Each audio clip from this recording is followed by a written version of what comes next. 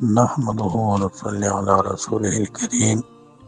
अम्मा बाद फ़अऊज़ु बिल्लाहि मिनश शैतानिर रजीम बिस्मिल्लाहिर रहमानिर रहीम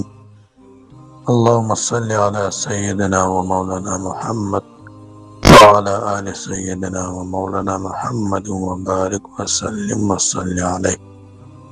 ज़माइज़तमंदो मुसलमानानो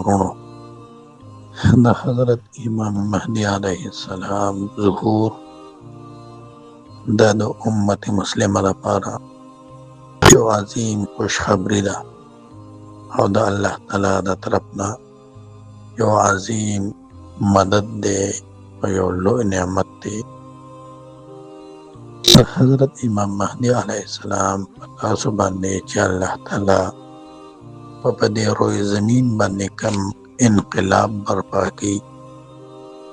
और कम द इस्लाह द आलम यो कारनामा बसर अंजाम की नो द आगे नज़ीर व तारीख आलम के निश्ता। रिवायत के राजी चे द हज़रत इमाम महदी अलैहिस्सलाम व ज़माना की बा खिलाफत व तमाम रोए ज़मीन बांदे कायम शी। हिस्सों का दासे पाते नशी या खुबा इस्लाम कबूल की या बा जजिया वर की, यानी चिकम खिलाफत द इमाम महदी अलैहिस्सलाम पर ज़माना के दागी पर अल्लाह सो मुबारक उसरा अल्लाह ताला कायमी नदाब पर तमाम आलम बाने पर तमाम दुनिया बाने भाई द इस्लाम गलब भी और हर जय के बाद द अल्लाह ताला बोल बालाई दुमर अजीम इनकलाब ची पज़मका बाद राजी द हज़रत इमाम महदी अलैहिस्सलाम ज़ुहूर कीगी न दाबा वड़ वाक़या नहीं दाबा ढेर लोय चेदेनो द इनकलाब इब्तिदाई द हज़रत इमाम महदी अलैहिस्सलाम ज़ुहूर नो जो सुमर लोया वाक़याई नो अल्लाह ताला सुन्नत और कानून तरीक़ा दादा चे ददा से शख्सियात हो तो ज़ुहूर चेदेनो आगे नमक के साला के अल्लाह ताला खी देखा पैगंबर पाक सल्लल्लाहु अलैहि वसल्लम दुनिया ता दरात दो वक्त नज़दीक हो नुडेर वाक़यात चेदेना बस मक्का के रोनुमाश लका द अस्हाबुल फील वाक़या द नबी अलैहिस्सलातु वस्सलाम तो पैदाइश ना यो काल मखके दा वाक़या शेवा चे द अब्रहा और जुना अल्लाह ताला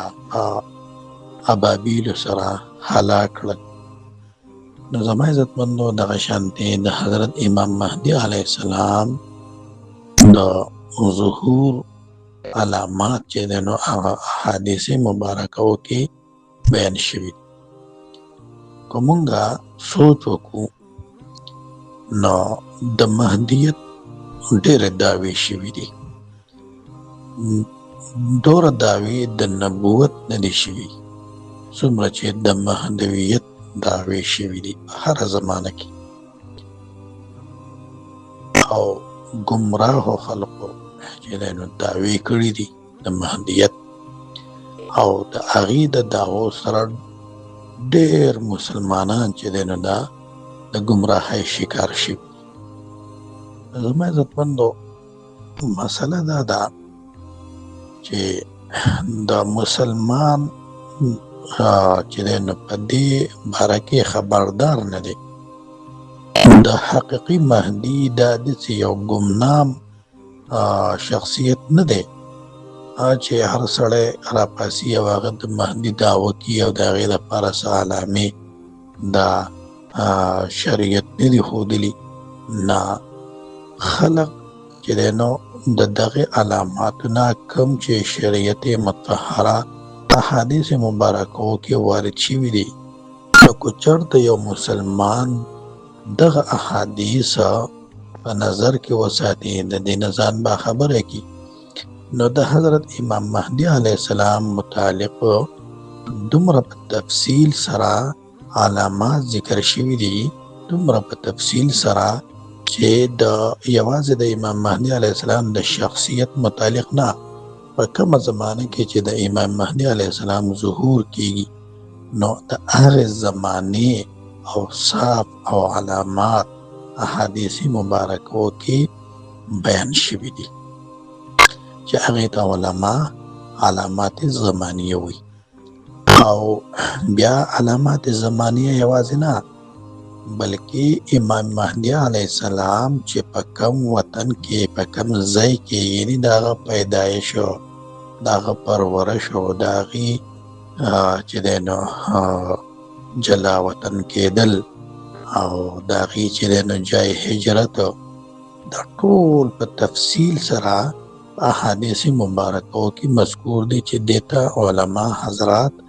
علامات مکانیه وي. بیا د امام مهدي علیه السلام شخصیت چې د هغه شکل شباهت به څنګه وي، د هغه نوم به څه وي، د هغه د پلار نوم به څه وي، د هغه نسب به څنګه وي، نو دې ته علامات شخصیه ویلی کېږي چې دا هم په احادیثو کې ډېر په تفصیل سره ذکر شوي. نو څومره مسلمانان چې په دې معامله کې د ګمراهۍ شکار شوي دي نو د هغې بنیادي وجه هغه د علاماتو نه ناواقفیت دی، جهالت دی. او نو دغه علامات چې دی نو دا په احادیث مبارکو ذکر شوي دي نو مونږه په دې تېرو درسونو کې هم دغه علامات بیانېږي. نن د هغې متعلقه یو بله علامه چې دی نو هغه په یو حدیث مبارک کې راغلی ده چې دغه حدیث مبارک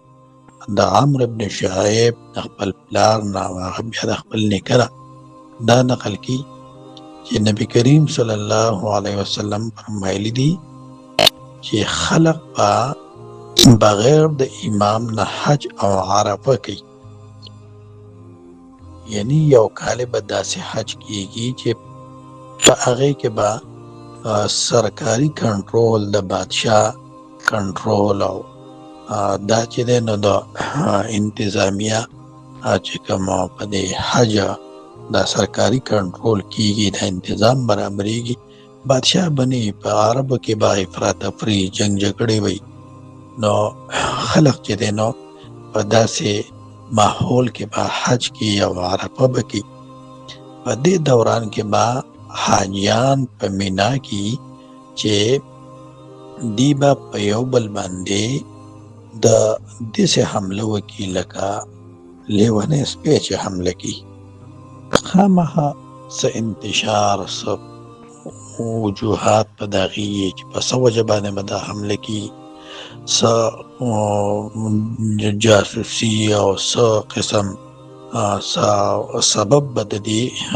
موجودېږي. هغه الله تعالی ته پته ده چې سبب به موجودېږي چې خلق په یو بل باندې چې د نو حمله کوي. قبایل به د یو بل باندې چړایي وکړي، یو بل باندې به چې دی نو حملاور شي. دومره وینه به وبهیږي چې جمره عقبه هغې ته به ورسېږي، جمره عقبه چې دی نو هغه به په وینو باندې سره شي. نو دا یو علامه ده چې دا به د امام مهدي علیه السلام د ظهور نه مخکې واقع کېږي. زما عزتمندو، اوس کوم خلقو چې د مهدي دعوه کړې ده نو آیا د هغې په وخت کې داسې څه علامه موجود شوې ده؟ نه ده موجود شوې. نو بس دا یو خبره د دې لپاره کافي ده چې بس دا دروغجن دي، دا د دروغو مهدیان دي، دا د دروغو دعویدار دي. نو دا هم یو علامه ده نو چې کله جمره عقبه هغه په وینو باندې سره شي نو بیا به خلق چې دی نو د خپل ځان نه د ټولو نه بهتر یعنی امام مهدي په تلاش کې وشي. امام مهدي ته به راشي چې دی نو امام مهدي علیه السلام به د کعبې مبارکې سره خپل مخ مبارک چې دی نو دا به نیولی راز و قطار زارو قطار بجاړي او پر راوی د حدیث فرمایي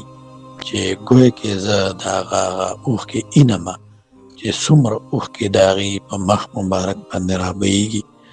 نو دغه حضرات چې دی نو د امام مهدي علیه السلام ته به د بیعت درخواست وکړي، نو هغه به ورته ووایي چې تاسو څومره پیرې چې دی نو خپلې وعدې ماتې کړي، د مسلمانانو وینه څومره په ناحق سره توی شوه، د دې نه وروسته به امام مهدي نه غواړي خو په بیعت باندې به دا خلق مجبوره کړي. او دا خلق څوک دی نو د هغه اووه علما دي چې کوم مخکني درسونو کې د هغې تذکره تېره شوې ده. زما عزتمندو په دې حدیث کې بیا دا هم په اخره کې د هغې ترجمه دا ده چې ای اورېدونکي او ای مخاطبه، که ته چېرته دغه وخت ومومې نو د ده بیعت وکړه، ځکه دی په ځمکه او په اسمانونو باندې د مهدي لقب ملاو شوی دی، دی هدایت یافته دی. یو بل حدیث مبارک کې دا هم ذکر شوي دي چې هغه د حضرت شهر ابن حوشب رضی الله تعالی عنه نه روایت دی. رسول الله صلی الله علیه وسلم فرمایلی دي په رمضان المبارک کې به د اختلافاتو اوازونه اوچت شي، په شوال کې به یعنی په رمضان المبارک کې به د اختلافاتو اوازونه، په شوال کې به بیا د جنگ اوازونه اوچت شي، په ذیقعده کې به قبایل چې د دوی به ګروپ بندۍ شروع کی او د هغې نشاني به دا چې حاجیان به ولوټلی شي او په مینا کې به ډېر غټ جنگ وشي. او څرنګه چې د مخکې حدیث کې ذکر شو چې جمره عقبه چې دی نو هغه به په وینو باندې سره شي، په دې کې به ډېر خلق چې دی نو قتل شي، تر دې پورې چې خلق به خپل صاحب یعنی امام مهدي علیه السلام ته راشي او د رکن او د مقام په منځ کې به چې دی نو هغه نه غواړي او په بیعت باندې به مجبوره کړي او بیعت پتې واخلي. امام مهدي علیه السلام به د بیعت نه اعراض کړي او نه به تیارېږي، د عظیم ذمه دارۍ ته به نه تیارېږي، به ورته وویلی شي ان ابیت ضربنا عنقک، که تا انکار وکړو نو موږ به ستا ګردن چې دی نو دا پرېږدو. نو امام مهدي علیه السلام به نه غواړي خو بیعت پتې واخیستی شي. حدیث مبارک کې بیا راځي یرضا به ساکن السماء و ساکن الارض، چې د ده نه باندې اسمانونو مخلوق هم خوشحالي او د ځمکې مخلوق پتې هم خوشحالي. الله تعالی دې مونږ ته کو چرته زمونږ په ژوند کې د حضرت امام مهدي علیه السلام ظهور کېږي، الله تعالی دې مونږ ته د حضرت امام مهدي علیه السلام په اولینو انصارو کې د شمولیت توفیق راکړي. آمین آمین یا رب العالمین. وصلی الله علی النبی الکریم وعلی آله وصحبه اجمعین برحمتک یا ارحم الراحمین.